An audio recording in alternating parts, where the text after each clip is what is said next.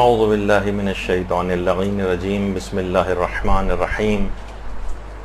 الحمد للہ وکفا وسلام علی عبادہ الذین اصطفیٰ درود بھیجئے محمد و آل محمد علیہ السلام.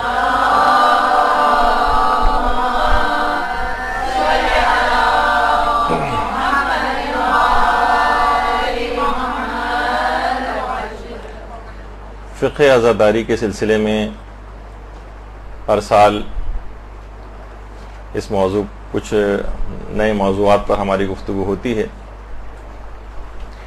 رسومات عزاداری آج کل ایک بہت حساس موضوع بن گیا ہے، اور جس موضوع پر آج ہم گفتگو کریں گے اس میں جس شخص کے بھی دماغ میں جو بھی نظریہ ہو اسے تھوڑی دیر کے لیے اس نظریے کو اور اپنی معلومات کو ایک طرف رکھ دیں اور کھلے اور خالی دماغ سے بالکل ان جو دو مسئلے آج خاص طور پر ہم ڈسکس کریں گے اسے بالکل کھلے دماغ سے اس کو سنیں. علماء اور مجتہدین کے فتاوے کیا ہیں، نظریات کیا ہیں، وہ کیا بات کہتے ہیں، اس کے مطابق پھر ہر شخص جو بھی اپنا نظریہ بنائے وہ آزاد ہے، اس کے مطابق وہ عمل کرے. تو آج جس موضوع کے اوپر ہماری گفتگو ہوگی، ایک سوال لوگوں کے دماغ میں بہت آتا ہے، لوگ بہت زیادہ پوچھتے ہیں کہ کیا بچے کے سر پر مثلا کوئی ولی جو ہے اس کا باپ یا کوئی رشتہ دار وہ سر پہ کچھ قمع وغیرہ لگا سکتا ہے. خواتین ہیں، ظاہر ہے وہ تو اس مسئلے میں تھوڑی سی سینسیٹیو بھی ہیں، بچوں کے معاملات میں انسان اور زیادہ سینسیٹیو ہو جاتا ہے. لیکن رسومات عزاداری کے سلسلے میں بعض فقہی مسائل کی حقیقت یہ کہ حساسیت بہت بڑھ گئی. اچھا، اور یہ حساسیت غیر ضروری بھی ہے. مقلدین اس میں آپس میں باہم دست و گریباں ہو گئے. علماء اور مجتہدین کے لیول پر ایسا کچھ نہیں ہے. مقلدین اپنی جہالت کی وجہ سے آپس میں دست و گریباں ہیں. ان کی آپس میں لڑائیاں، ایک دوسرے سے بات چیت بند، ایک دوسرے کو برا بھلا کہنا. خاص طور پر سوشل میڈیا جب سے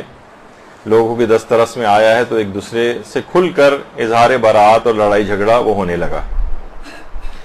اچھا، جذباتی مقلدین جو ہیں وہ ایک اور ان کے ساتھ ایک مسئلہ یہ ہو گیا ہے کہ ہر شخص اپنے مرجع تقلید کے فتوے کو صحیح ثابت کرتا ہے اور دوسرے کے مرجع تقلید کے فتوے کو غلط ثابت کرتا ہے. بھائی تم اتنے ہی قابل تھے اگر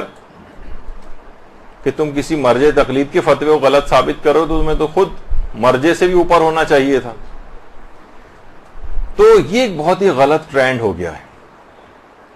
مراجع کا اختلاف فتویٰ اگر آپ دیکھیں، فقہ کا مطالعہ کریں تو کون سے مسئلے ایسے ہیں کہ جس کے اندر ان کے اندر اختلاف نظر نہیں پایا جاتا ہے. لیکن اس کے باوجود یہی تمام مراجع کرام آپس میں کتنے شائستہ، کتنا ایک دوسرے کا احترام، کتنا ایک دوسرے کی عزت، کبھی کوئی نام لے کر کسی بھی طریقے سے ایک دوسرے کے خلاف کوئی بات نہیں کرتا ہے. تو اور ہر شخص اپنی رائے کا اظہار کرتا ہے.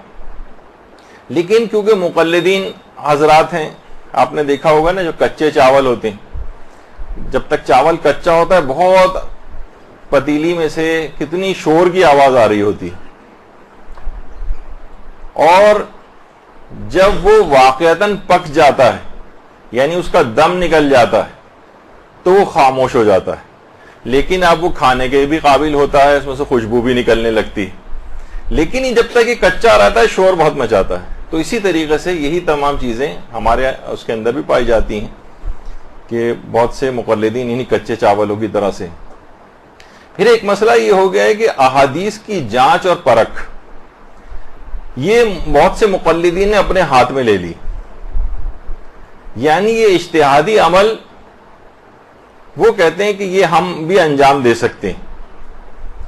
اور بعض اوقات وہ مراجع کی جو ماہرانہ رائے اور فتویٰ ہے اس کو بھی بالکل نظر انداز کرتے ہیں کہ ماننا ہمارے لیے واجب تھوڑی ہے. ٹھیک ہے، فقہی احکام کے اندر یہ ہوگا، لیکن فقہی احکام کے مسئلوں کو بھی ان کے غلط ثابت کیا جاتا ہے. ایسے ہی ہے جیسے کہ مثلا کوئی قصائی اگر ہو اور وہ کہے کہ بھائی سرجن کی کوئی تقلید کرنا واجب تھوڑی ہے، اور میں بھی جو ہے سینکڑوں بکرے اب تک گرا چکا ہوں، اتنا تو چھری کاٹے کا تجربہ مجھ کو بھی ہو گیا، تو چھوٹا موٹا آپریشن تو میں بھی کر سکتا ہوں. تو اسی طریقے سے انٹرنیٹ پہ بہت سارے ٹامک ٹوئیاں مار کر کچھ افراد اپنے آپ کو اسکالرز بھی ظاہر کرنے لگے ہیں اور اس طرح سے اور مجتہدین کی فتووں کو غلط ثابت کرنا. اچھا پھر ایک اور بہت بڑا مسئلہ ہو گیا, میں آپ کے سامنے پیش کر رہا ہوں یہ چیزیں تاکہ آپ کو ایک اندازہ ہو جائے کہ اس مسئلے میں کتنی حساسیت ہو گئی ہے, کہ فتاوے کی مخالفت میں بہت سخت تند اور تیز الفاظ استعمال کیے جاتے ہیں اور بہت گندی زبان کا استعمال مجتہدین کے خلاف ہونے لگا ہے. یعنی اس حد تک ہونے لگا ہے یعنی کہ اب باقاعدہ مثلا رہبر معظم کے کچھ فتاوے ابھی آئے ٹیسٹ ٹیوب وغیرہ کے سلسلے میں تھے تو پہلے سے, لیکن اس کو باقاعدہ اچھالا جانے لگا. اب یعنی جاہل افراد اگر اس طرح سے کسی چیز کو اچھالیں, بتائیے دیکھیے کہ یہ کتنا غلط مسئلہ ہے اور کتنا یہ حرام چیز ہے. استغفر اللہ اور توبہ توبہ. اور بہت سے کچھ چینل ایسے ہیں جو کھولے گئے ہیں اور پاکستان سے باہر چلتے ہیں, اس میں باقاعدہ ان کے فتوے کو غلط ثابت کرنے کے لیے جو اب وہ افراد کے جو تقلید وغیرہ کے بھی خلاف ہیں ان کو بٹھا کر ان کے فتووں کے اوپر اعتراضات اور گندے الفاظ ان کے لیے کہے جا رہے ہیں. تو یہ تمام چیزیں دیکھیے کیا ہیں, چاہے اب رہبر کے فتوے کے اوپر یہ والی چیزیں اعتراضات ہوں جو اور یا دیگر علماء اور مراجع اور مجتہدین کے فتاوے پر, تقریباً دونوں ایک ہی طرح کی بات ہو جاتی ہیں. تو یہ ایک بہت ہونے لگا, اور بعض مراسم کے لیے بہت ہی ہارش اور سخت الفاظ استعمال کرنا کہ جناب یہ تو وحشیانہ پن ہے اور یہ جو جنگلی پن ہے اور یہ ظلم اور بربریت ہے اور یہ تو داعشیت ہے اور یہ کون سا اسلام ہے اور یہ کون سی شیعت ہے. اس طرح سے کر کے بہت ساری چیزوں کو پیش کیا جاتا ہے, جبکہ ایک بڑی تعداد مجتہدین کے فتووں کے مطابق وہ چیز ہوتی.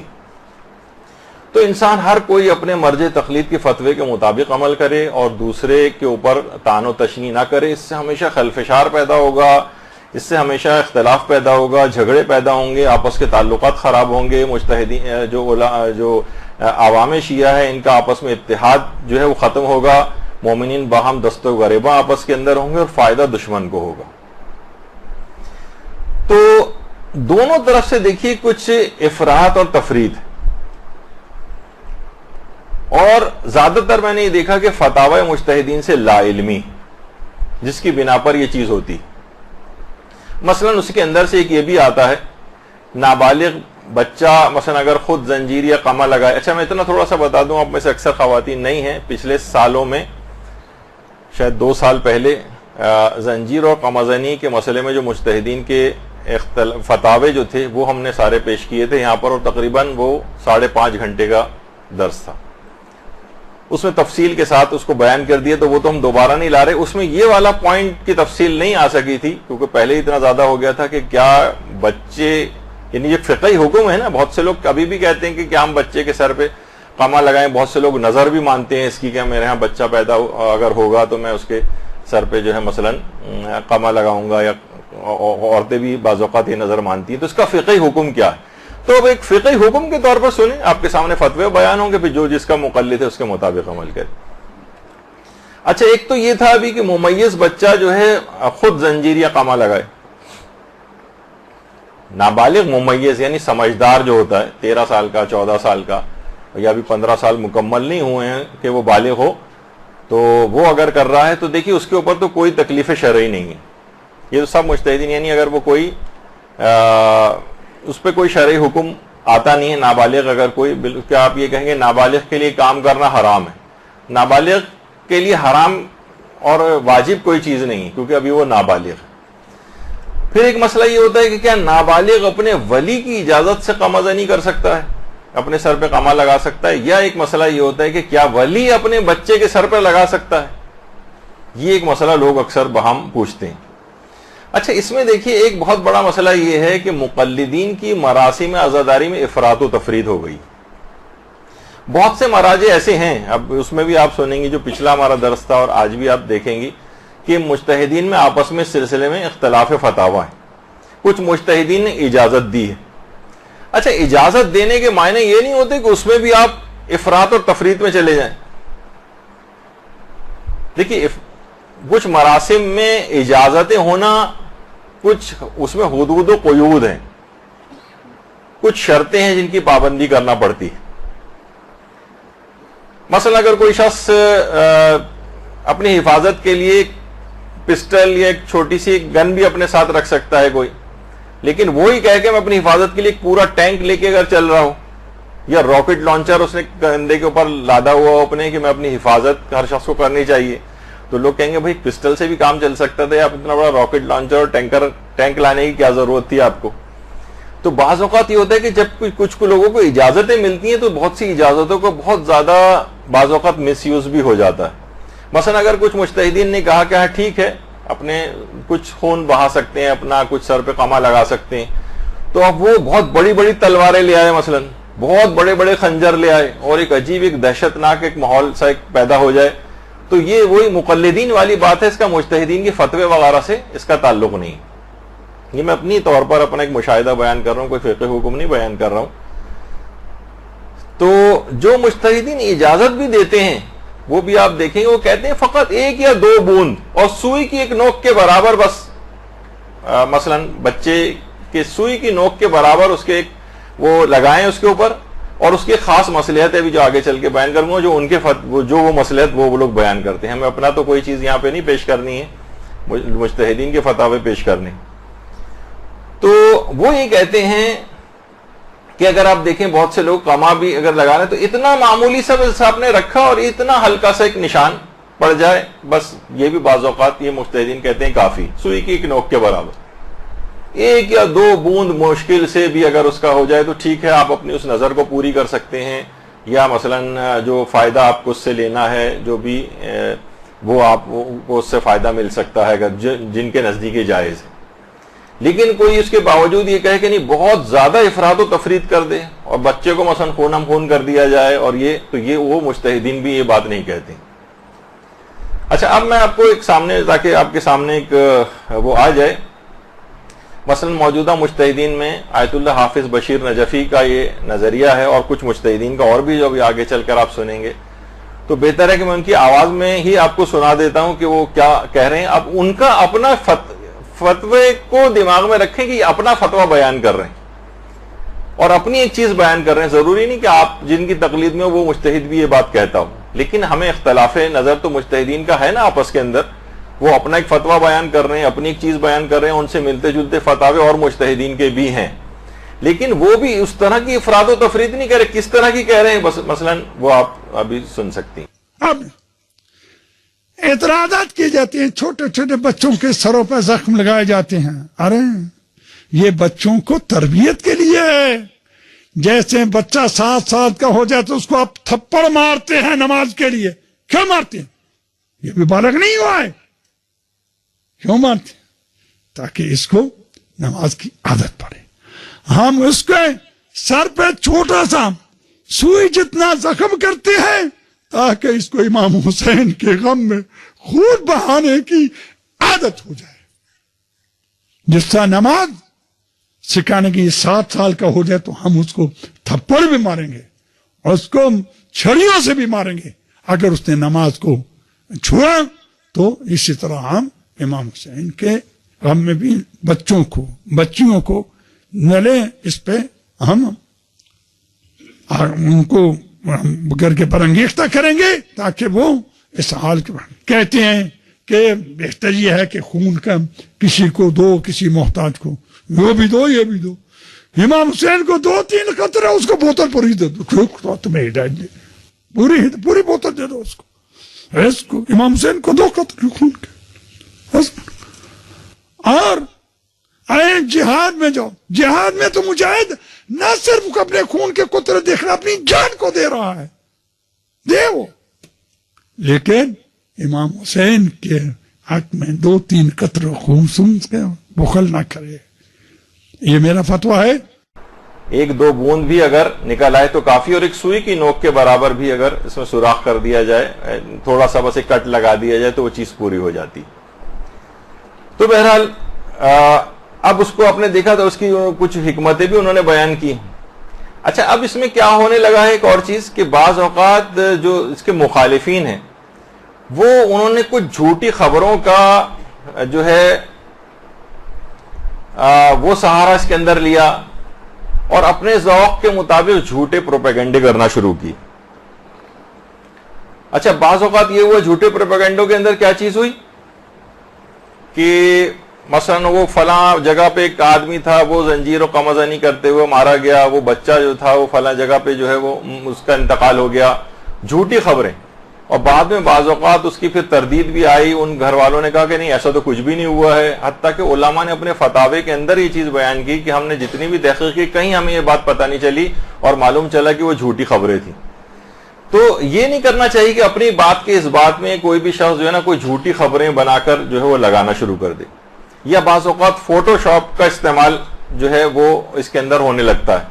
کہ کوئی نہیں ہے لیکن زبردستی ایک فوٹو شاپ کے ذریعے مثلا اس کے خون بہتا ہوا دکھا رہے ہیں, یا خون کو بہت برائٹ کر دیا گیا ہے, کسی کم جگہ پہ تھا تو پورے چہرے اور جسم کے اوپر پھیلا دیا تاکہ اس چیز کے متعلق اینٹی بات کہنے میں آسانی ہو. تو بہرحال یہ ایک چیز ہے کہ اس میں جھوٹ اور غلط بیانی یا فوٹو شاپ یا پروپیگنڈا اس طریقے سے کرنا وہ ٹھیک نہیں ہے. دونوں طرف کے لحاظ سے میں بات کر رہا ہوں, جو حمایت میں ہے ان کی ان لوگوں کے لیے بھی, جو اس کی مخالفت میں ہے ان لوگوں کے لیے بھی, کہ جو صحیح اور ویسی بات ہو, مجتہد کا جو فتویٰ ہو اور جو چیز صحیح ہو بس وہ کریں, اس میں کسی جھوٹ اور غلط بیانی وغیرہ کرنے سے انسان ہر صورت میں بچے. دیکھیے آفٹر آل بہرحال یہ ایک جذباتی مسئلہ نہیں ہے, ایک فقہی حکم ہے اور اس کو ہمیشہ فقہی بنیادوں پر ہی سمجھنا چاہیے, فقہی بنیادوں پر. بعض اوقات دیکھیے یہ ہوتا ہے کہ چند افراد کے فعل کو بہانہ بنا کر تمام مراسم اعضاء کے اوپر اعتراض کرنا شروع کر دیا جاتا ہے. مثلا دیکھیے کسی ایک آدمی کا فعل ہے بند کمرے کے اندر, اسے کیا کرتے ہیں آج کل دیکھیے ویڈیوز کو وائرل کرنے کا شوق لوگوں کے دماغ میں آ گیا ہے. کیا کرتے ہیں کہ مثلا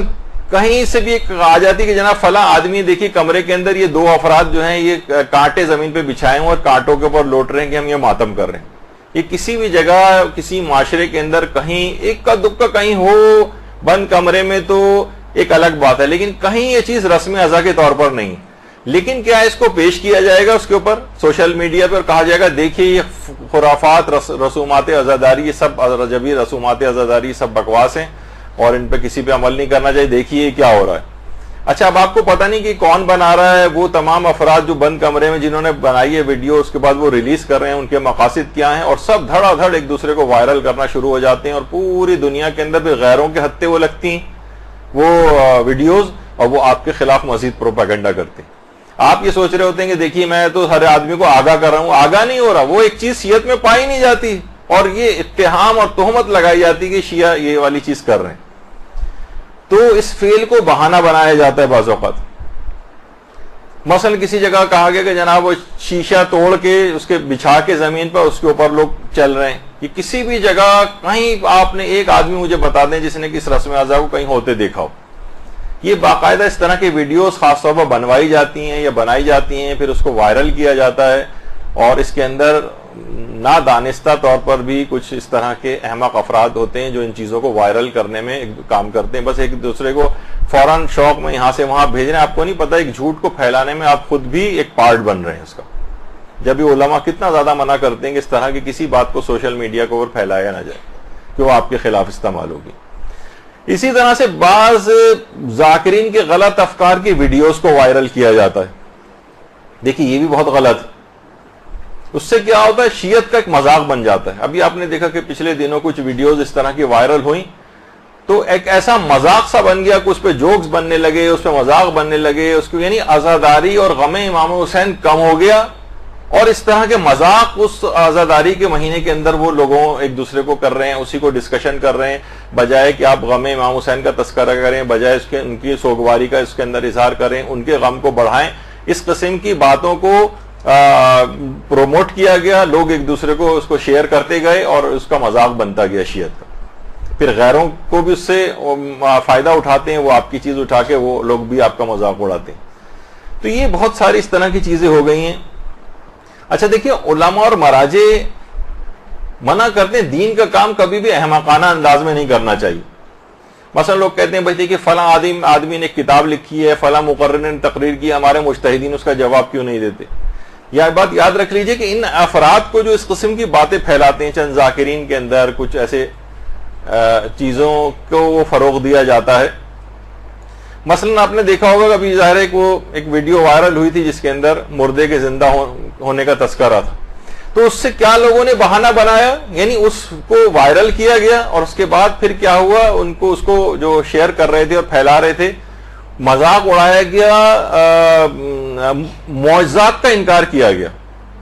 یعنی بجائے کہ اگر بات ہوتی تو بھئی یہ فلاں واقعہ اس مخصوص جگہ کے اوپر پیش آیا تھا یا نہیں آیا تھا, یہ سچا ہے یا نہیں, کیا کس بات کی طرف رخ موڑا گیا اس کا. دیکھیں اس کو پہچانیں کہ معجزات سے کیا یہ افراد حضرت عباس یا دیگر افراد مردوں کو زندہ کر سکتے ہیں یا نہیں کر سکتے. تو لوگوں نے اس کا بھی مذاق اڑانا شروع کر دیا, حالانکہ ائمہ معصومین یا جو اس قسم کے برگزیدہ ہستیاں ہوتی ہیں یہ اللہ کی بارگاہ میں دعا کریں تو مردہ بھی زندہ ہو سکتا ہے. لیکن کیا ہے کہ اس کا بھی مذاق اڑا دیا گیا, یعنی معجزات کا انکار ہو گیا. علماء اور مجتہدین نے جو واقعات بیان کیے ہیں جس میں دعا کے اللہ سے دعا کے نتیجے میں مردے زندہ ہوئے, ان سب کا بھی مذاق اڑایا گیا. یعنی ایک تیر سے کتنے سارے ان لوگوں نے شکار کی. یہ آپ لوگوں نے تو بعض اوقات لوگ کہتے ہیں بھائی مجتہدین کیوں اس کا جواب نہیں دیتے. تو علماء اور مجتہدین یہ فرماتے ہیں کہ اگر ان افراد کے ہم جوابات دیں گے, یقین کیجئے اگر اس قسم کی ویڈیوز کو لوگ وائرل نہ کریں تو کبھی نہیں پھیلیں گی اور وہ ایک کمرے ایک مجلسی کی بات ہو کے ختم ہو جائے گی. لیکن لوگوں نے کیا کیا کہ نہیں, اس کو پھیلاتے گئے اور ایسا لگا کہ جیسے سارے شیعہ جو ہے اسی قسم کی بات کر رہے ہیں. تو اگر اس کا جواب دیں گے تو اور زیادہ شہرت ہوگی اس کی. ایک دفعہ مجھے خود ایک شرف ملا تھا,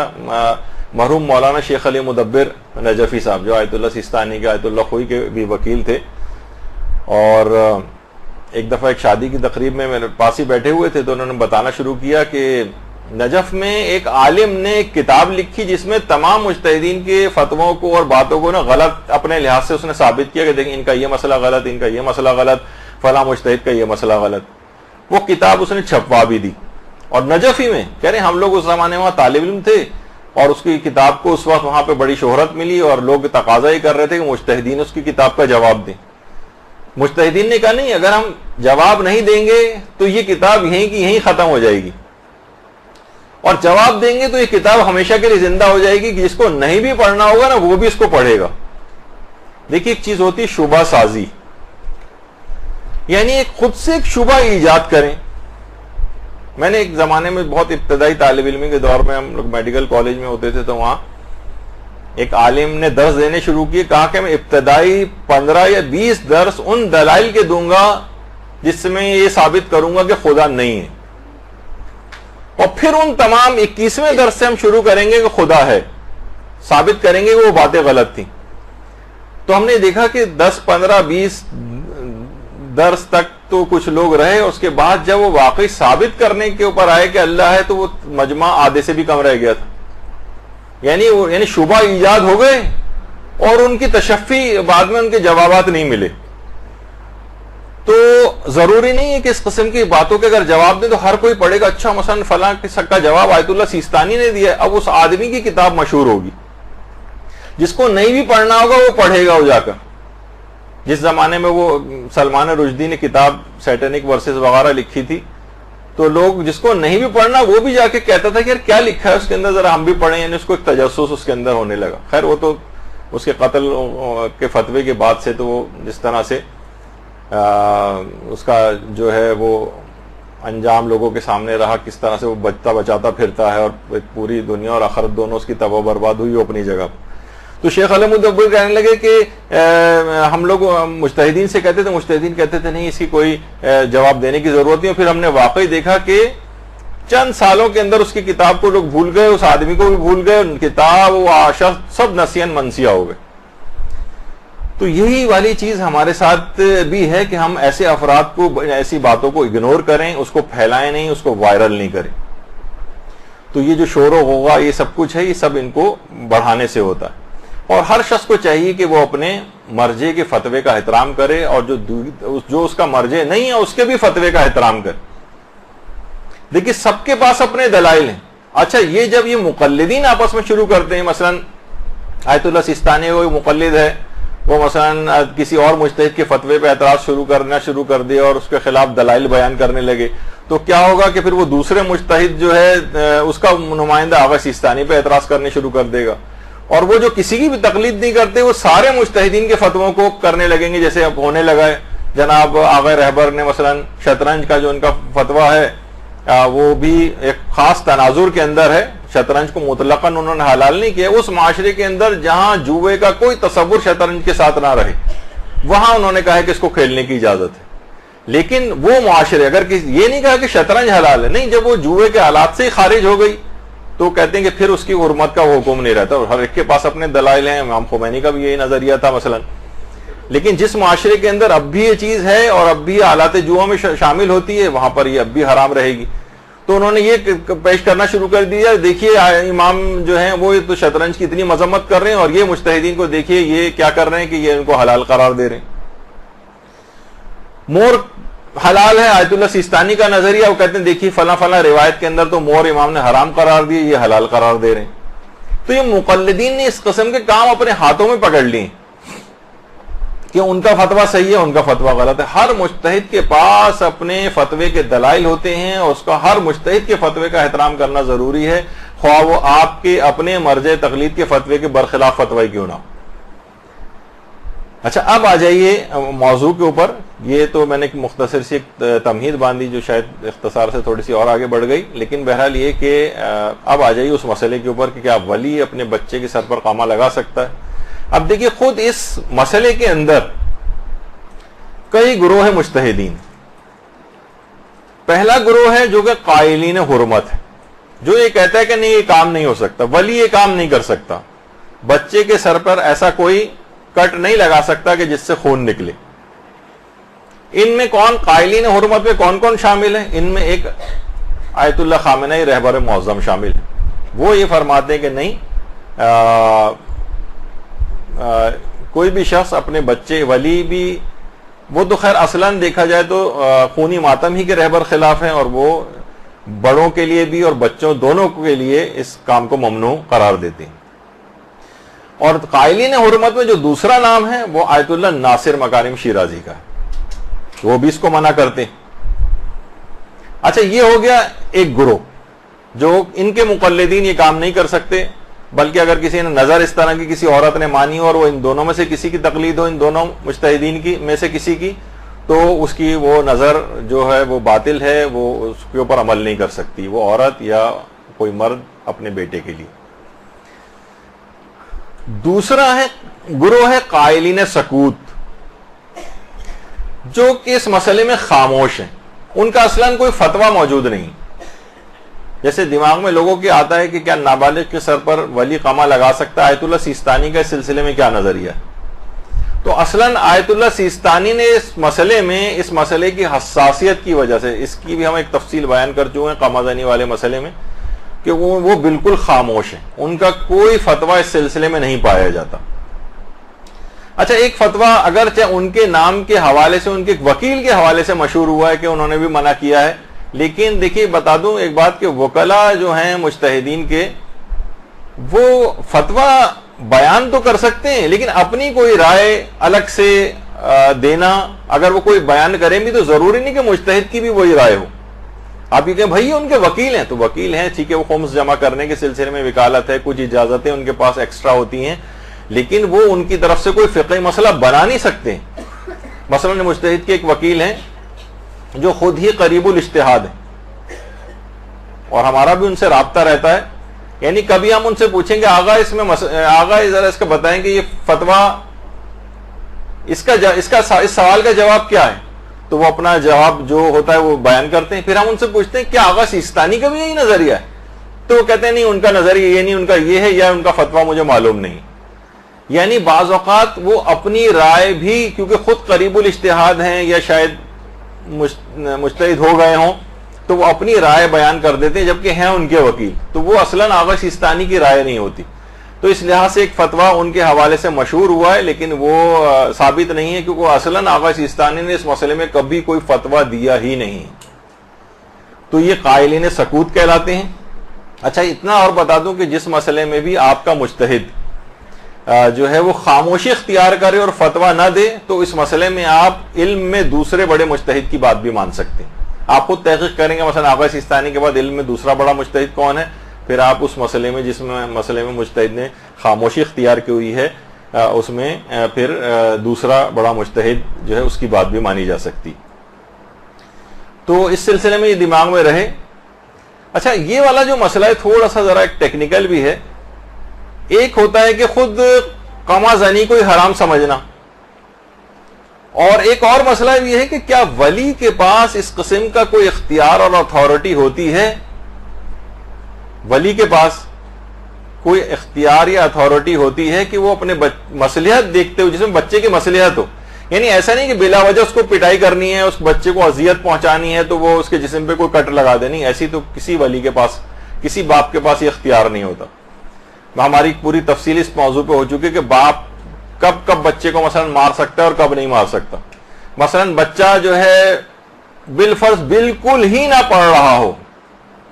اب باپ اگر اس کو کچھ بھی نہیں کہے گا تو یہ بچہ معاشرے میں بالکل جاہل رہ جائے گا, تو باپ سختی کے لیے اس کی کچھ شرائط ہیں اتنا مار سکتا ہے اس کو. لیکن مثلا بچہ جو ہے فائن آرٹس پڑھنا چاہ رہا ہے اور باپ کہہ رہا ہے نہیں تم سائنس ہی پڑھو, تم ڈاکٹر ہی بنو, اس کی بنا پر اس کو مار رہا ہے, نہیں, یہاں پر یہ مار پٹائی کی اس طرح کی, کیونکہ بچے کی مصلحت پڑھنا ہے, ڈاکٹری ہی پڑھنا یا سائنس ہی پڑھنا یہ مصلحت نہیں ہے بچے کی, اس پہ مارنے پیٹنے کی اجازت نہیں ملے گی. خیر اس کے الگ تفصیلی مسئلے. تو کچھ علماء یہ کہتے ہیں نہیں, باپ کے پاس یہ والی ولایت ہے ہی نہیں کہ وہ اس طرح کا مار سکے کہ جسم پہ کوئی کٹ لگا سکے اس کے, یا بچے کے جسم سے کوئی خون نکال سکے. وہ چاہے وہ زنجیر اور قمازنی کے خلاف نہ ہو, جیسے کہ آگے چل کر میں اس کی مثال بھی دینے والا ہوں ان مجتہد کی, کہ وہ کہتے ہیں کہ اگرچہ زنجیر و قمازنی جائز ہے لیکن ولی کے پاس یہ والا اختیار نہیں کٹ لگانے کا, تو وہ دوسرے انداز سے اس کو منع کرتے ہیں, لیکن وہ ابھی بات آگے چل کر آئے گی. تو کیا اس قسم کی کوئی ولایت باپ کے پاس ہے یا نہیں, یہ خود ایک اختلافی موضوع ہے. کچھ علماء کہتے ہیں کہ ولی کے پاس اتنی اتھارٹی ہے کہ وہ بچے کی مصلحت دیکھتے ہوئے, دینی یا دنیاوی فائدہ دیکھتے ہوئے وہ اس اپنے اختیار کو استعمال کر سکتا ہے. اچھا یہ دو گروہ ہوئے. پہلا گروہ کیا تھا, جو منع کرتا تھا, بالکل حرام قرار دیتا ہے, ان میں دو مراجع مجتہدین کے نام آپ نے سن لیے. دوسرا گروہ خاموش ہے, یعنی جس نے اس میں کوئی فتویٰ نہیں دیا, اس میں آغا سیستانی شامل. اور تیسرا گروہ ہے قائلین جواز, وہ مجتہدین کہ جو کہ اس کو جائز سمجھتے ہیں شرائط کے مطابق, کہ ظاہر ہے کہ بہت زیادہ جسمانی ضرر کوئی واقع نہ ہو. مثلا خود آیت اللہ بہجت. اب اگر کوئی بھی لوگ, ابھی آپ جو نام سنیں گے اتنے بڑے بڑے مجتہدین کے, اگر آپ اس عمل کو اس طور پہ اس کو وائرل کریں گے کہ دیکھیے کیا وحشیت, کیا بربریت, کیا فلاں چیز, یہ سب کچھ ہو رہی ہے اور یہ کس قسم کے غلط فتوے دیے جا رہے ہیں, تو گویا آپ اب آیت اللہ بہجت کے بھی خلاف آپ اب ان تمام, میں سیریز پیش کر رہا ہوں آپ کے سامنے تاکہ ایک دوسرا رخ بھی آپ کے سامنے آ جائے کہ جب آپ اس قسم کی زبان استعمال کرتے ہیں تو اس کی زد میں کتنے مقدس مجتہدین اور علماء آ جاتے ہیں. آیت اللہ بہجت. آیت اللہ بہجت سے باقاعدہ آج بھی ان کی جو آفیشیل ویب سائٹ ہے اس پہ آپ جائیں, جو مرکز تنظیم و نشر آثار حضرت آیت اللہ بہجت کے نام سے بھی ہے, ان کی پوری آفیشیل ویب سائٹ ہے. اس میں احکام عزاداری میں نظر قمازدن بفرزند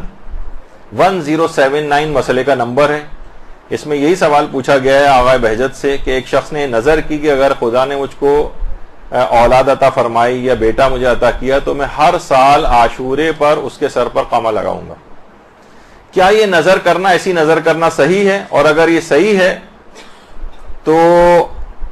اس کی پیدائش کے بعد اپنی اس نظر کو پورا کیا جا سکتا ہے؟ تو آغا آیت اللہ بہجت نے جواب دیا, تا اسر و حرجی نہ باشد بنظرش عمل کند. جب تک کہ شدید کوئی پریشانی کی بات نہ آ جائے, یعنی کوئی شدید مشکل و پریشانی, حرج جسے کہتے ہیں ناقابل تحمل کوئی ایسی بات آ جائے, ایسی اگر کوئی بات نہ ہو تو اس نظر پر عمل کرنا ضروری. مثلا بہت سے پری میچور بچے پیدا ہوتے ہیں, بہت سے ایسے ہوتے ہیں کہ جناب کوئی انفیکشن ان کو نہ ہو جائے, کٹ لگے گا, ہو سکتا ہے کوئی انفیکشن وغیرہ ہو جائے, تو اس موقع پر اس نظر کو پورا نہ کیا جائے گا. لیکن اگر ایسا کوئی مسئلہ مشکل والا نہیں ہے تو اس نظر پر عمل کرنا ضروری. اور علماء یہاں یہ بات بھی فرماتے ہیں کہ اس کا مطلب ہے کہ آیت اللہ بہجت قمع زنی کو بھی جائز سمجھتے تھے, کیونکہ نظر صرف اسی کام کی ہو سکتی ہے کہ جو کہ جائز ہو, بلکہ اسے راجع بھی ہونا چاہیے، یعنی شرعی لحاظ سے اس میں کوئی رجحان شرعی پایا جانا چاہیے۔ اس کا مطلب ہے کہ آیت اللہ بہجت اس بات کے بھی قائل تھے، آیت اللہ بہجت دینی اور دنیاوی مصلحت اگر بچے کی اگر ہے تو اس لحاظ سے اس ولایت کے بھی قائل تھے کہ ولی کو اتنا جسمانی اس کو مثلا کوئی کٹ لگانا ہے، اس کی بھی اجازت مل سکتی ہے اگر بچے کی اس کے اندر کوئی مصلحت پائی جا رہی۔ یعنی آغا اس بہجت کے اندر یہ دونوں باتیں تھیں، اس کام کو جائز بھی سمجھتے تھے اور ولی کے لحاظ سے بھی اس ولایت کے قائل تھے کہ وہ یہ بچے کے جسم پر قامزنی کر سکتا ہے، کیونکہ انہوں نے اپنے فتوے کے اندر باقاعدہ اس کو مینشن کیا۔ اچھا اتنا بات اور بتا دی جائے، ایک اور کتاب ہے ان کی البرہان القاطع، یہ آیت اللہ بہجت کے پوچھے گئے سوالات و جوابات جو ان کے فتاوے تھے اس پر مشتمل ایک کتاب ہے، اور عجوبۃ المسائل الشامیہ کے نام سے بھی ہے یہ، اور اس کے اندر انہوں نے عقائد کے سلسلے میں اور فقہی احکام جو ہیں وہ اس کے سوالوں کے جواب دیے، اور یہ ان کے اپنے ادارے نے یہ کتاب چھاپی، اور آیت اللہ بہجت کی اپنی زندگی میں یہ کتاب چھپی تھی۔ دیکھیں آیت اللہ بہجت کے حوالے سے ان کی سے باتیں جو چیز پیش کی جاتی ہیں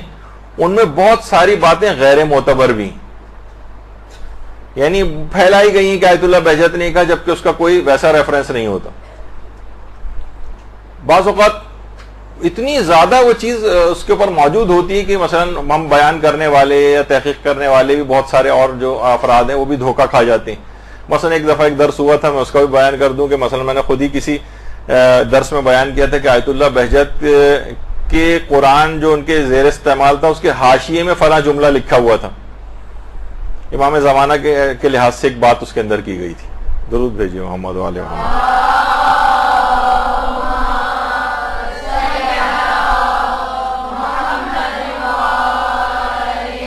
اب وہ اتنا زیادہ انٹرنیٹ کے اوپر وہ بات ہے کہ آیت اللہ بہجت نے وہ جملہ لکھا ہے، تو میں نے بھی وہ بیان کر دیا، ظاہر ہے تقریباً ہر جگہ سے اس کا اطمینان ہو رہا تھا کہ یہ جملہ ہے، لیکن کوئی پراپر ریفرنس نہیں تھا۔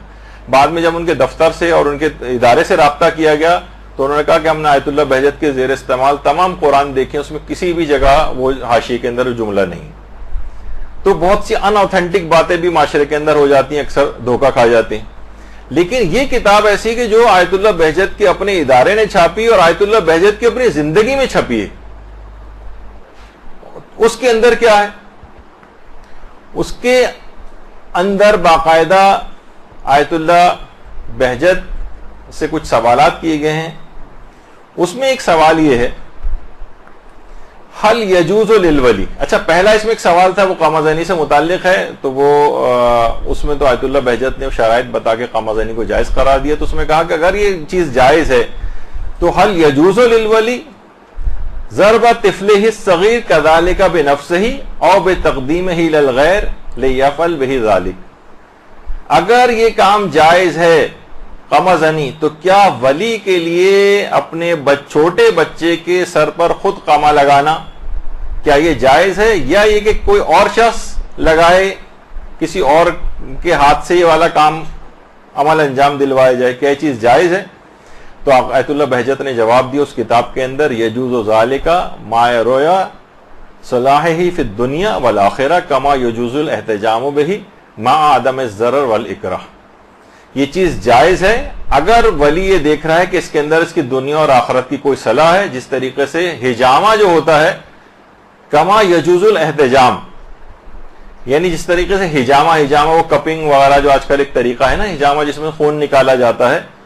بس یہ ہے کہ کوئی بچے کو کوئی نقصان نہیں ہونا چاہیے، یعنی ہو سکتا ہے کہ آپ نے اتنا زیادہ اس کا خون نکال دیا، غلط کوئی چیز طریقے سے نکال دیا، زنگ آلود مثلا چھری تھی، اس سے کوئی نقصان نہیں ہونا چاہیے اس کو، تو پھر انہوں نے کہا کہ اس طریقے سے حجامہ جائز ہے، اسی طریقے سے دنیا اور آخرت کی کوئی صلاح ہو تو یہ بھی جائز ہے۔ اچھا اسی طریقے سے مثلا آیت اللہ حافظ بشیر نجفی، تو آیت اللہ بہجت بھی اس کو جائز سمجھتے ہیں اور آیت اللہ حافظ بشیر بھی اس کو جائز سمجھتے ہیں۔ تو ان سے بھی یہ سوال پوچھا گیا کہ بچے کے اوپر قما یا زنجیر زنی کرنے کا کیا حکم ہے؟ تو انہوں نے جواب یہی دیا کہ اگر بچے کا والد اس میں بچے کی کوئی مصلحت دیکھتا ہے، مثلا وہ اسے سانحہ کربلا کے احیا اور اس کی یاد کو باقی رکھنے کے لیے بچے کو اسی عمر سے مشکلات اور آلام برداشت کرنے کا عادی بنانا چاہتا ہے،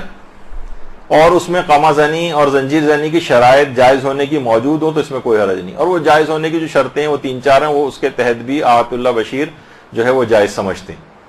تو انہوں نے کہا کہ اگر کوئی مصلحت وہ اس میں دیکھتا ہے کہ بچے کو ابھی سے مشکلات کا عادی بنایا جا سکے، تو اس لحاظ سے آیت اللہ بشیر نجفی بچے کے اوپر ولی کی اس ولایت کے بھی قائل ہیں، جیسے آیت اللہ بہجت قائل تھے،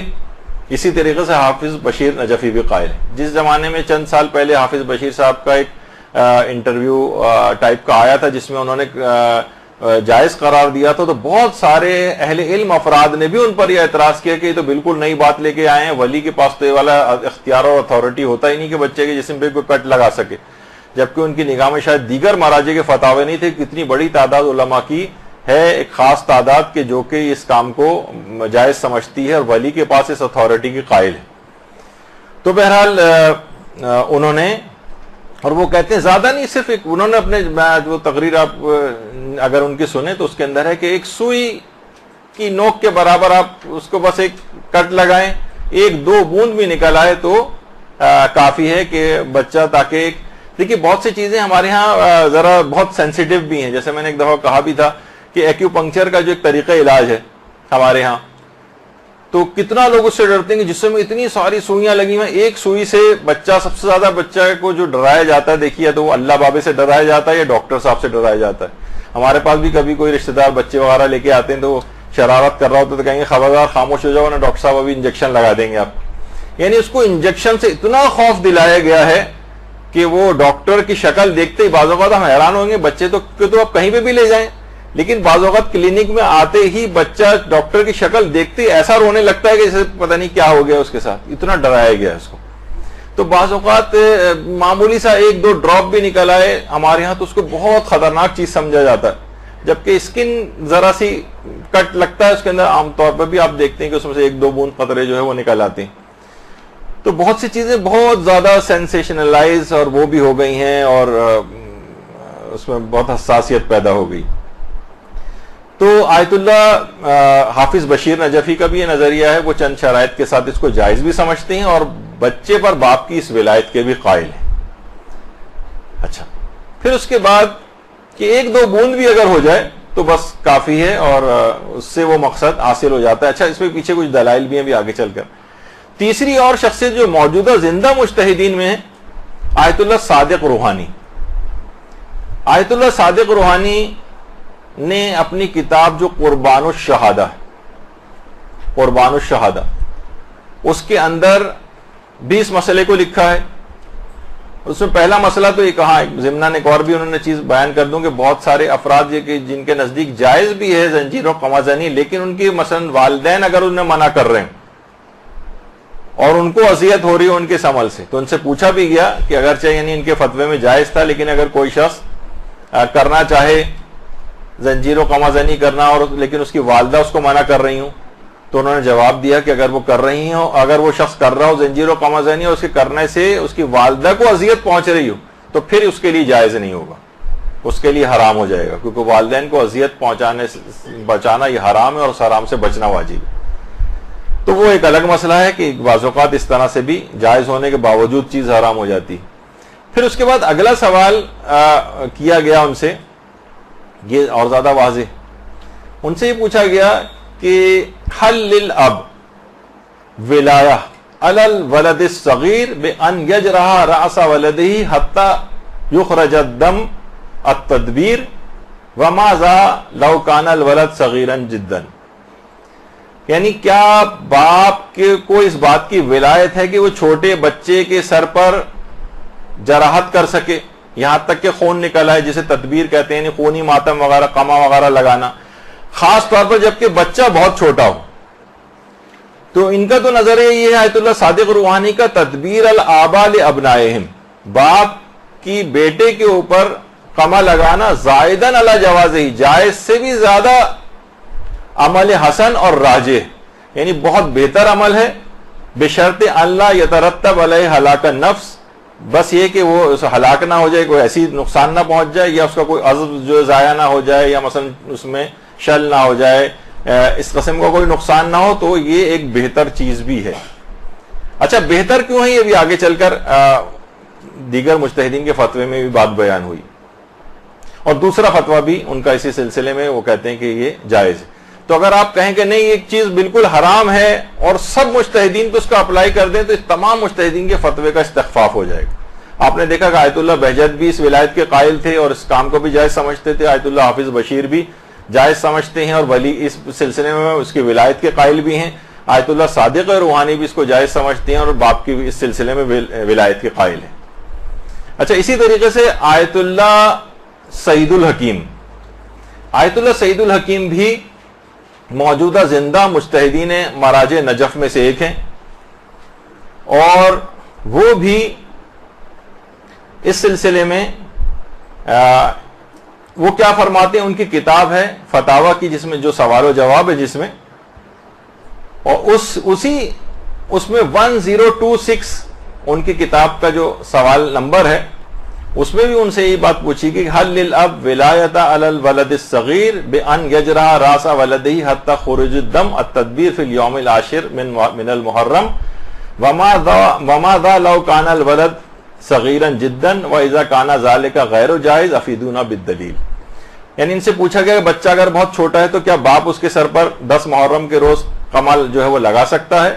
جبکہ اگر بچہ بہت چھوٹا، اگر یہ کام جائز نہیں ہے تو اس کے جائز نہ ہونے کی کیا دلیل ہے؟ تو انہوں نے کہا کہ نعم لہ الولایت علی ذالک، جی ہاں باپ کے پاس اس بات کی ولایت ہے کہ وہ بچے کے سر پر قمع لگا سکتا، یعنی آیت اللہ سعید الحکیم کا بھی یہ فتویٰ۔ دوسرا یہی پھر سوال پوچھا گیا ایک شخص نے کہ اعظم قلبی الان اطبر ولدی الصغیرین حاضہ السنہ فی العاشر من المحرم، یعنی پورا بہرحال مسئلہ یہ بنے گا کہ میرا ارادہ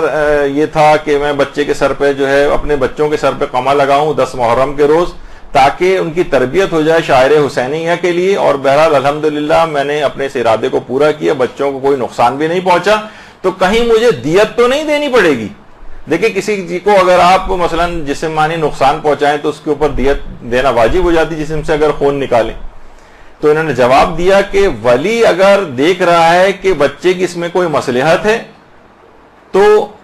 جازا لہو ذالک، یعنی اس کے لیے جائز ہے، ولا تترتب علیہ دیہ، اور اس پہ کوئی دیت بھی مرتب نہیں ہوگی، یعنی اس کو دیت نہیں دینا ہے۔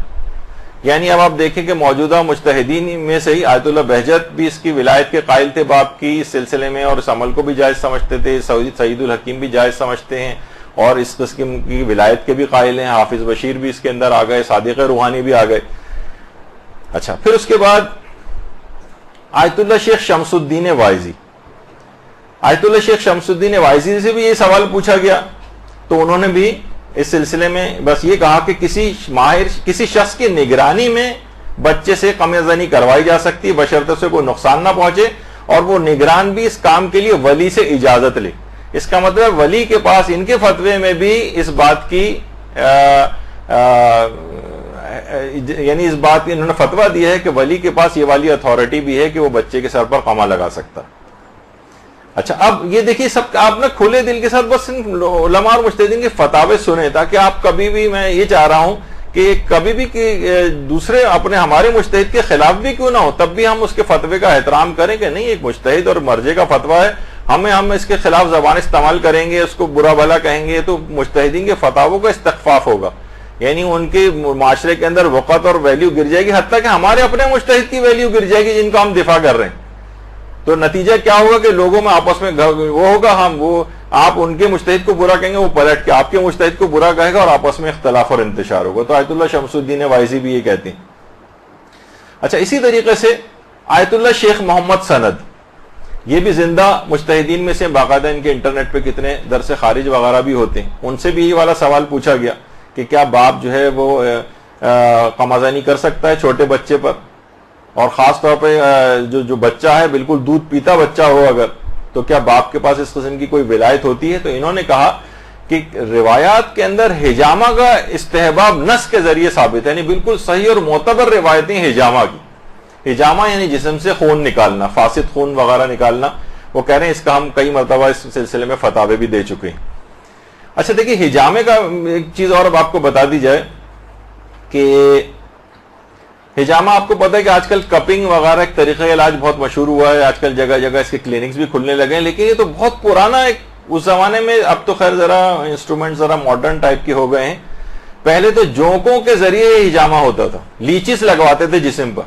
خود روایت میں کہ ہمارے چھٹے امام جونکے جو ہے وہ لگوایا کرتے تھے.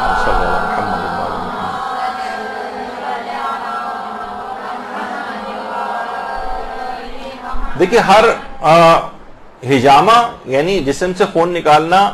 علماء نے کہا ہے کہ یہ بالکل ایک ویسا طریقہ ہے جو کہ پیغمبر سے بھی ثابت ہے، معصومین سے بھی ثابت ہے، اور اس سلسلے میں معتبر روایتیں آئی ہیں. پہلے ظاہر ہے جس زمانے میں سب آلات ایجاد نہیں ہوتے تو جونکوں کا استعمال کیا جاتا تھا. اب جو ہے اس کے لیے الگ کپنگ کے انسٹرومنٹس باقاعدہ جو ہیں وہ آ گئے. اچھا تو اب باقاعدہ آیت اللہ سیستانی سے بھی، اگر آپ ان کی استفتاء، آیت اللہ سیستانی کی آفیشیل سائٹ ہے، اس پہ اگر آپ جائیں جو سوال و جواب کا سیکشن ہے اس میں الحجامہ، تو ان سے پوچھا گیا آیت اللہ سیستانی سے حجامہ کے متعلق آپ کیا کہتے ہیں؟ تو آیت اللہ سیستانی نے جواب میں لکھا ہے کہ بہت ساری روایات معتبرہ کے اندر، یعنی معتبر روایتوں کے اندر یہ بات آئی ہے کہ پیغمبر اور ائمہ معصومین اس طریقہ علاج کو استعمال کرتے تھے، اس طریقہ علاج کو اختیار کرتے تھے.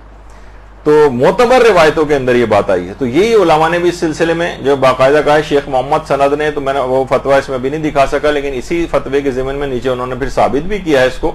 شیخ محمد سند نے، کہ باقاعدہ محمد ابن یعقوب کلینی نے اصول کافی کے اندر اس روایت کو لکھا ہے. سفیان ابن سمت اس کی ایک روایت ہے اور وہ معتبر روایت ہے کہ جو ہمارے چھٹے امام امام جعفر صادق علیہ الصلوۃ والسلام نے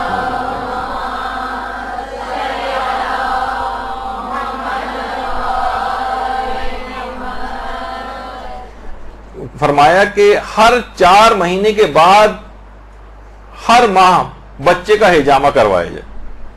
یعنی معمولی سا جسم سے خون نکالنا. پھر اس کے بہت سارے فوائد بیان کیے گئے ہیں کہ جسم سے اس طرح کا فاسد خون نکلتا ہے، بچے کے کیا کیا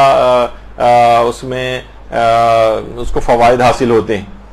شیخ صدوق نے ملا یحذر الفقی میں، تو بہت سے علماء نے حجامہ سے دلیل بنائی ہے اس کو کہ کیونکہ حجامہ جسم سے خون نکالنا اور سر پہ حجامہ کرنا خود چھوٹے بچے تک کے لیے ایک معتبر روایت کے اندر یہ بات موجود ہے کہ امام نے فرمایا بچہ جب 4 مہینے کا ہو جائے تو ہر مہینے اس کے بعد اس کا حجامہ کروایا جائے، یہ اس کی صحت یابی کے لیے ضروری ہے. تو اب ٹھیک ہے وہ چیز اتنی زیادہ رائج نہیں رہی ہے، لیکن ایک زمانے میں تھا. بہرحال انہوں نے جو اس کے طور پر ان کا میں نظریہ بیان کر رہا ہوں. تو اس کے علاوہ آیت اللہ صادق روحانی سے بھی باقاعدہ سوال پوچھا گیا، تو اس میں بھی انہوں نے باقاعدہ جو اس کو حجامے کی قسم قرار دیا ہے، تدبیر کو، یعنی جو خونی ماتم ہوتا ہے، کہتے ہیں کہ اس سے مثلا اس نیت سے بھی اگر کوئی شخص کرے کہ میرے جسم سے فاسد خون نکل جائیں، اس کے فوائد حاصل ہوتے ہیں. تو میں ان علماء کے نظریات آپ کے سامنے سب پیش کرتا جا رہا ہوں کہ یہ اس طرح سے اس کے پیچھے علمی بنیادیں اور روایات ہیں کہ جس پہ انہوں نے فتاوے دی ہیں. اچھا اسی طرح سے باقاعدہ علماء سے پوچھا گیا کہ کیا باقاعدہ یہ جو تدبیر ہے حجامہ مستحبہ کی اس کے اندر شمار ہوتی ہے؟ تو انہوں نے جواب دی کہ جی ہاں شمار ہوتی ہے. اچھا اب دیکھیے اگر آپ کہیں کسی بھی چیز کو فوٹو شاپ کے ذریعے اگر آپ کو بہت خطرناک کوئی چیز ثابت کرنی ہے، مثلا آج سے 50-60 نوجوان اس کام پہ لگا دیے جائیں کہ بچوں کے جو کان چھیدے جاتے ہیں، اور اس وقت جب کان چھیدے جا رہے ہوتے ہیں ان لڑکیوں کے تو اس وقت جو ان کی شکلوں کی کیفیت ہوتی ہے، جو خون ٹپک رہا ہوتا ہے یا مثلا کوئی بھی اس طرح سے چیزیں، تو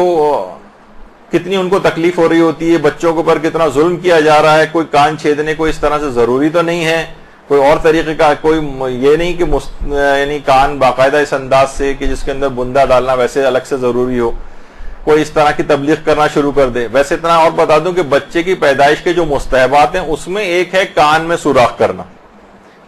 بلکہ دونوں کانوں میں سوراخ کرنا، دائیں کان میں نیچے کی طرف لو میں اور بائیں کان میں اوپر والی جو حصہ کان کا ہوتا ہے وہاں پر سوراخ کرنا. کتنے علماء نے مثلا اس چیز کو لکھا. لیکن اگر اس کو فوٹو شاپ کر کے ان کے تاثرات وغیرہ لے کے بچوں کے مثلاً کہ جناب ان کو کتنی تکلیف ہو رہی ہے. آپ خواتین تمام اس مرحلے سے بچپن میں گزری ہوں گی,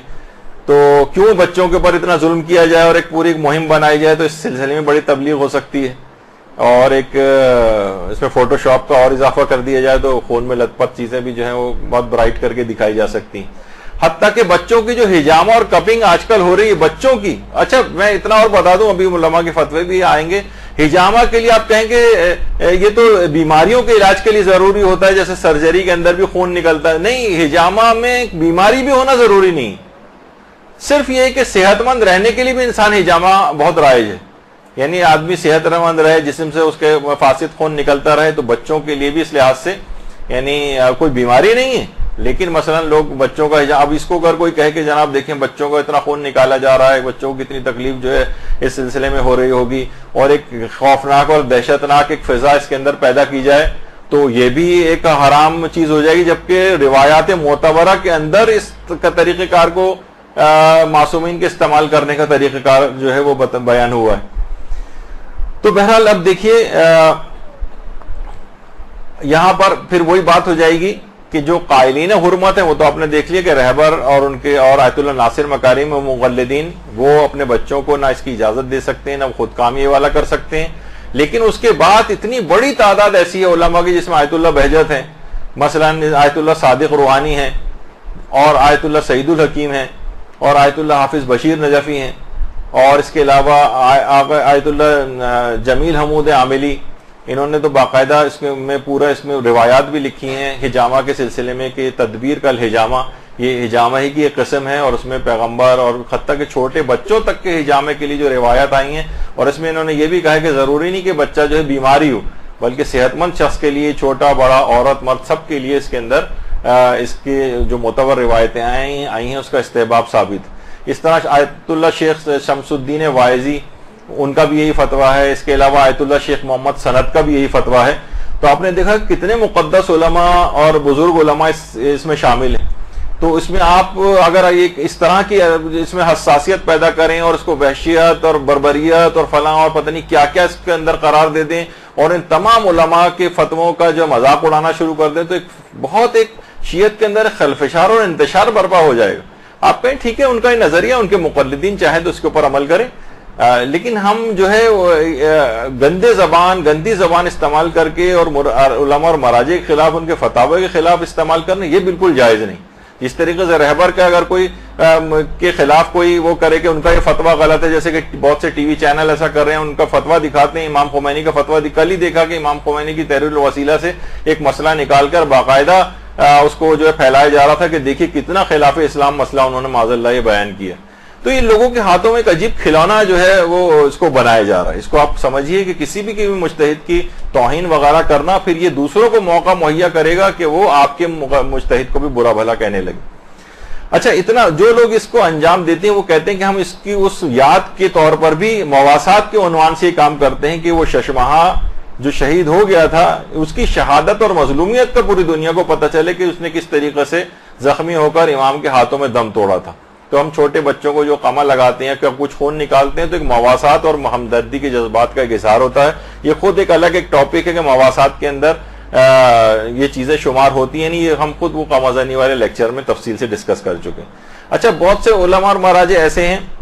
بہت سے تو نہیں, جس میں چند ایک ہیں, جیسے آیت اللہ اسحاق فیاض.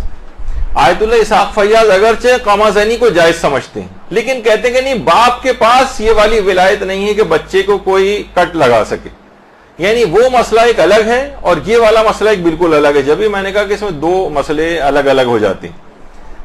تو وہ کہتے ہیں کہ نہیں, باپ کے پاس اصلاً یہ ولایت نہیں ہے قمع زنی اور اس سے ہٹ کر, ورنہ کوئی شخص خود کرنا چاہے تو وہ کہتے ہیں کہ جائز ہے. بلکہ ان کا جو فتویٰ ہے وہ تو یہ کہتے ہیں کہ التدبیر حزناً و جزاءً علی الحسین جائز و امر محبوب. یعنی وہ کہتے ہیں کہ ایک چیز جائز بھی ہے اور بہتر چیز بھی ہے, شرط صرف یہ ہے کہ اللہ یکون فیہ ضرر معتد بہ, سوائے کہ کوئی شدید نقصان نہ پہنچے اس سے.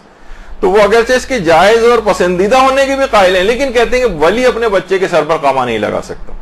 آیت اللہ اسحاق فیاض. تو بہرحال یہ دو الگ مسئلے, ان کو آپس میں بعض اوقات ملا دیا جاتا ہے. تو یہ ایک دماغ میں یہ چیز رہنی چاہیے. کہ اس سلسلے میں علماء کے فتاوے الگ ہیں. اب جو رہبر کی اور آیت اللہ ناصر مکارم شیرازی کی تقلید میں ہو وہ اس کام سے باز رہیں اور نہ کریں اس کو. دیگر مجتہدین کے مقلدین اگر کرنا چاہیں وہ کر سکتے ہیں. آیت اللہ سیستانی کے مقلدین کیونکہ ان کا فتویٰ موجود نہیں، یا تو وہ احتیاط کریں اس کام کو نہ کریں، یا اس مسئلے میں دوسرے بڑے مجتہد کی بات تحقیق کر کے دیکھیں کہ وہ کیا کہتا ہے. وہ اگر اجازت دیتا ہو تو کر سکتے ہیں، اجازت نہیں دیتا تو نہیں کر سکتے. یہ بس اس کا ایک حل ہے. لیکن مراجع کے فتاوے کا پوسٹ مارٹم کرنا اور جاہل افراد جو ہے فٹ بال کی طرح سے مراجع کے فتاوے اور ان سے کھیلیں اور ہر شخص کو زبان درازی کرنے کا حق جو ہے وہ اس کے اوپر مل جائے، یہ اس بات کی اجازت اسلام نہیں دیتا. جس کو اتنا شوق ہو وہ ایسا کرے کہ وہ اجتہاد تک پہنچے اور اپنی رائے کو دلائل کے ساتھ درس خارج میں جو اس کا فورم ہے اصل جگہ وہاں پر بیان کرے. لیکن فیس بک کی تھڑوں کے اوپر بیٹھ کر اور جاہل افراد کے درمیان بیٹھ کر اپنی اسکالری بگارنا یہ نقصان کا سودا ہے. اس کے سوا اس میں کوئی چیز بھی نہیں ہے. اور کسی بھی شخص کو اس بات کی اجازت نہیں کہ غیر مجتہد کو کہ وہ مراجع کے فتووں کا اس طرح سے فتووں کا مذاق اڑائے، استہزاء کرے ان کے ساتھ. تو بہرحال اور حقیقتاً وہ جو ملتا ہے کہ جاہل اگر خاموش رہتا تو اختلاف ختم ہو جاتا. یہ سارا اختلاف ہے صرف جاہلوں میں، ورنہ علماء اور مجتہدین کے تو فتوے کتابوں میں انہوں نے دیے ہوئے ہیں اور آپس میں ایک دوسرے سے انتہائی عزت و احترام کے ساتھ اپنی رائے بیان کر دی. یہ سارا بگاڑ اور جو خلاف ورزی ہے یہ مقلدین کے اندر پائی جاتی ہے جن کو اپنی اصلاح کرنے کی ضرورت ہے. تو ایک تو ہو گیا یہ والا موضوع. نتیجہ آخر میں صرف یہ نکلا کہ ہر شخص اپنے مرجے کے مطابق عمل کرے اور اپنے مرجے کے خلاف اگر کوئی دوسرا نظریہ پایا جاتا ہے کسی اور مجتہد کا، نہ اس کا مذاق اڑائے، نہ اس کا استہزاء کرے، نہ اس کو باطل ثابت کرے، ورنہ یہی اس کے اپنے مرجے کے ساتھ ہونے لگے گا اور ایک معاشرے کے اندر ایک خلفشار پیدا ہوگا جو پیدا ہونا شروع ہو گیا ہے. اور کچھ دنوں بعد یہی افراد جو آج کر رہے ہیں نا اور اس بات کی عادت ڈال لیں کہ ہمیں تو عقل اپنی استعمال کرنی ہے، اندھی تقلید نہیں کرنی، یا پھر اپنے مجتہد کے فتوے کے اندر بھی یہ پسندیدہ فتووں کو لیں گے اور جو فتویٰ پسند نہیں آئے گا اسے چھوڑیں گے. بات اس سے آگے جائے گی یہاں تک کہ بالکل تقلید کو چھوڑ بیٹھیں گے. یہ ایک بہت خطرناک معاملہ ہے جس کی طرف متوجہ ہونے کی ضرورت ہے. برحمتك يا أرحم الراحمين وصلى الله على محمد وآله